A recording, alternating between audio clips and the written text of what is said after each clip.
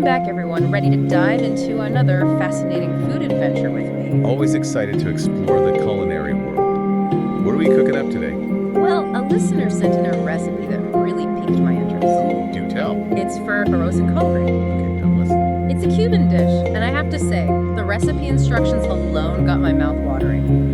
This one is labeled fabulous and promises to bring Caribbean flavor straight to our kitchens. Sounds promising. Is it a complex recipe? Not necessarily complex, but it definitely seems to have a few twists and turns. We're working from a written recipe today. No fancy videos or anything? Nope, just good old-fashioned text. But the ingredient list is what really grabbed my attention. Well, the usual suspects for rice and beans, of course. But there's one ingredient that I just have to ask about. Lay it on. Chicharrones. Chicharrones, huh? Yeah, fried pork skins. In rice. I'm honestly a little unsure about that one. What do you think? How does that impact the dish? Oh, the chicharrones are a game changer, trust me. They add this incredible savory, salty depth that you just wouldn't get from something like bacon. Really? Oh yeah. Plus, think of the texture. And the soft beans, the fluffy rice, and then bam, these little crispy bits of chicharrones. It's a textural symphony. I can almost taste it. These little pops of flavor and texture. Exactly. Flavor bombs. And then, of course, you have the sofrito. Sofrito. The heart and soul of so many delicious dishes. It's the base foundation upon which all those amazing flavors are. Speaking of flavor, this recipe calls for chorizo and tocino in the soup. Double the pork, double the fun. I mean, I love me some pork, but is that overkill? Not at all. It's about the layering of flavors.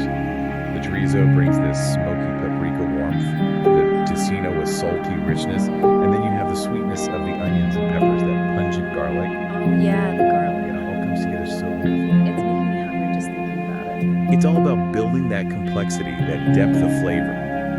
And another smart move in this recipe is how they cook the beans. What do they do?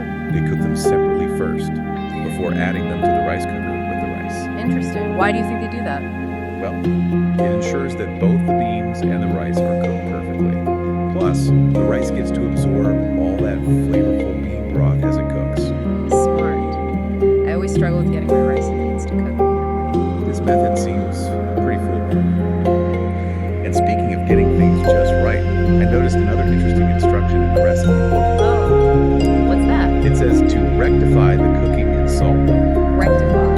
Yeah. It's almost like the recipe is reminding you to be present, to taste as you go, and adjust the seasoning to make sure everything is balanced. That's such a great point. It's easy to just follow the recipe blindly, but cooking is about so much more than that. Exactly. It's about using your senses, tasting, adjusting, making it your own. And at the end of the day, you are the best judge of your own taste buds. Absolutely. So let's recap.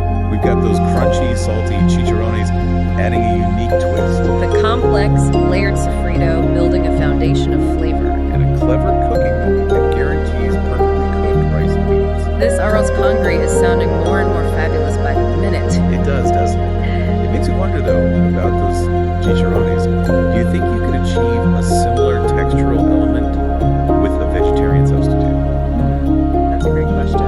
Maybe some crispy fried tofu. That's a good one. It'd be interesting to play around with different flavor profiles. That's the beauty of cooking, isn't it? There's always room for experimentation. So, to our listeners out there, what would you substitute? Let us know. And most importantly, have fun with it. Enjoy the delicious journey of making this arroz congrí your own. Until next time, happy cooking, everyone. Bon appetit.